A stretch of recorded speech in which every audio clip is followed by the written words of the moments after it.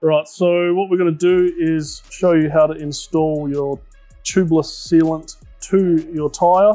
This one obviously has some sort of like cush core or run flat system inside of it. That you shouldn't need to worry about if it's already in the bike. So we just undo this valve core, undo that. Preferably you want to buy yourself a valve core remover.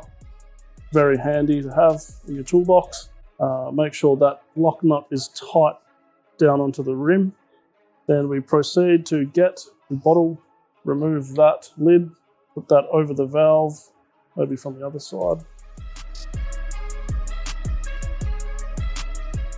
Then we push in just half a bottle of that, maybe 2 big squeezes of that.